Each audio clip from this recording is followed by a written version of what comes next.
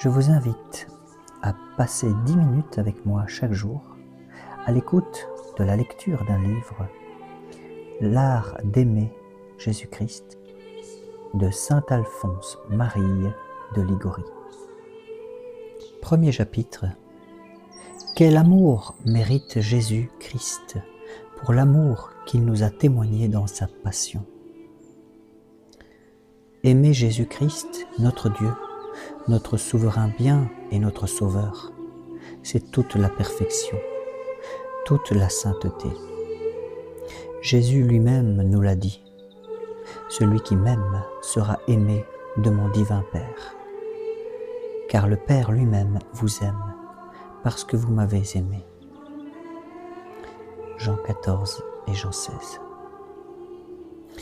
Les uns, dit saint François de Sales, mettent la perfection en l'austérité de la vie. D'autres mettent leur perfection dans la prière, l'oraison. D'autres en la fréquentation des sacrements. D'autres en l'aumône. Mais tout cela se trompe, nous dit saint Alphonse de Liguori. Il n'est pas d'autre perfection que d'aimer Dieu de tout son cœur.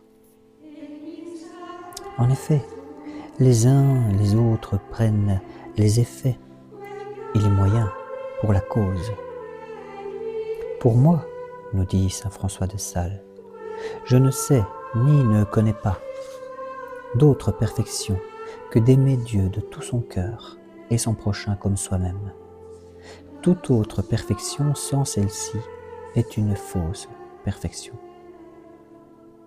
Citons-le encore. Saint Alphonse de Liguori reprend saint François de Sales et il dit « Celui qui est adonné aux jeunes se tiendra pour bien dévot pourvu qu'il gêne, quoique son cœur soit plein de rancune. Un autre s'estimera dévot parce qu'il dit une grande multitude d'oraisons tous les jours, quoiqu'après cela sa langue se fonde toute en paroles fâcheuses, arrogantes et injurieuses.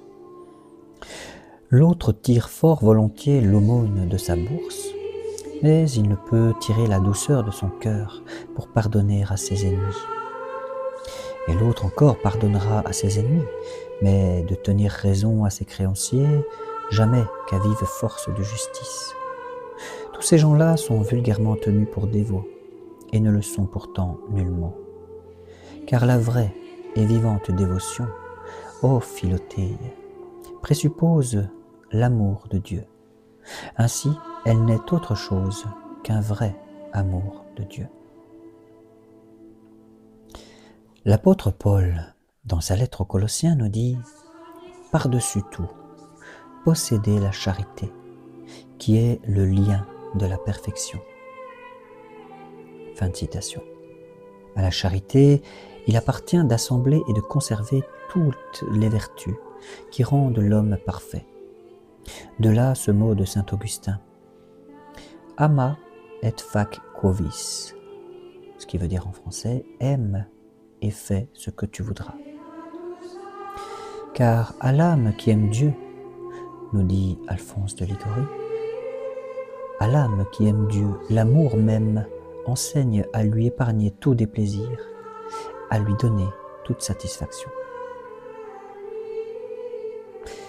Est-ce que Dieu, peut-être, ne mérite pas tout notre amour? Il nous a aimés dès l'éternité. « Ô mon enfant, nous dit-il, je t'ai aimé d'un éternel amour. » C'est ce qu'on retrouve dans le livre de Jérémie. « Songe que j'ai été le premier à t'aimer. Tu n'étais pas encore au monde, le monde même n'était pas encore, et moi déjà je t'aimais. Depuis que je suis Dieu, je t'aime. Depuis que je me suis aimé, je t'ai aimé toi aussi. » Elle avait donc bien raison, cette jeune vierge, sainte Agnès, à qui la sollicitait en vue d'une alliance et d'un amour terrestre, de répondre « Un autre amour a pris mon cœur. Arrière, arrière, disait-elle, vous qui sollicitez mon cœur, renoncez à vos prétentions. Mon Dieu a été le premier à m'aimer. Il m'a aimé depuis l'éternité. C'est donc justice que je lui donne toutes mes tendresses et ne connaisse pas d'autre amour. » Fin de citation. Dieu sait bien que les hommes se laissent gagner par les bienfaits. Il voulut, au moyen de ses dons, les enchaîner à son amour. Il s'est dit « Je les tirerai par des cordes humaines, celles qui conduisent l'humanité par des liens d'amour. » Prophète Osée, chapitre 11. Ainsi, je veux les amener à m'aimer. Autant de liens d'amour, en effet, les dons que Dieu a départis à l'homme. Il l'a doté d'un corps, il l'a pourvu des différents sens, il l'a pourvu d'une âme, image de son Créateur par les facultés dont elle est enrichie, comme la mémoire, l'intelligence, la volonté. En outre, pour l'homme, toujours par amour pour l'homme, il a créé le ciel, la terre et tout ce qu'il renferme, les étoiles, les planètes, les mers, les fleuves, les ruisseaux, les montagnes, les plaines, les métaux, les plantes et tant de variétés d'animaux. Toutes ces créatures, il les a mises au service de l'homme, afin que, par reconnaissance pour une telle libéralité, il aime son Créateur. Si vous voulez vous procurer l'histoire de la vie de Sainte Agnès, eh bien, elle est attribuée à Saint Ambroise, cet évêque qui influença la conversion de Saint Augustin. Dans son livre Les Confessions, Saint Augustin écrivait ceci : « Oui, Seigneur, et le ciel et la terre, et tant de merveilles qu'ils offrent à mes yeux. Tout me parle, tout me presse de vous aimer. » Et saint Alphonse d'argumenter en écrivant « Car chacune de ces créatures me rappelle l'amour qui vous inspira la création. » Dans sa solitude, le fondateur de la Trappe, l'abbé de Rancé, s'arrêtait à regarder les collines, les ruisseaux, les fleurs, les oiseaux, les étoiles, le firmament, et il sentait, à la vue de chacune de ces créatures, son cœur s'enflammer d'amour pour le Dieu qui, par amour pour lui, les avait tirées du néant. Si les cieux et tout ce que l'univers renferme nous parlent incessamment de sa magnificence et de sa gloire, ils nous disent en même temps l'obligation que nous avons de l'aimer. Car serait-il possible que l'on sût qu'il est l'auteur de tous ces ouvrages, que toutes ces merveilles sont les effets de sa bonté et de sa puissance, et qu'elles ont pris dans cette source infinie de toutes sortes de richesses ce qui éclate en elles de bon et de beau, et que l'on ne crut pas qu'on est obligé de l'aimer. Ainsi encore, Sainte Marie-Madeleine de Pazzi tenait-elle en main une belle fleur.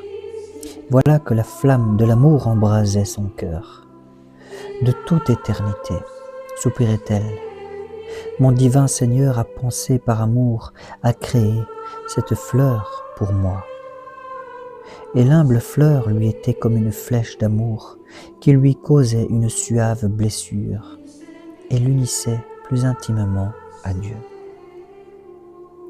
Sainte Thérèse d'Avila se plaisait, elle aussi, à regarder les arbres, les fontaines, les ruisseaux, les bords de la mer ou les prairies.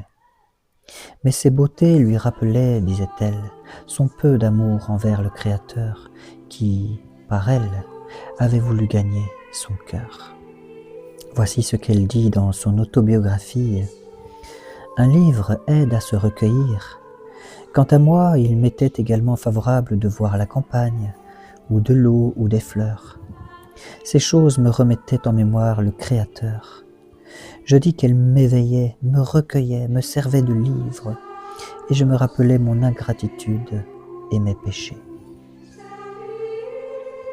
Je vous dis à demain pour une autre lecture de la méditation de ce livre qui pourrait vous inspirer à apprendre à aimer Jésus-Christ à la suite des saints.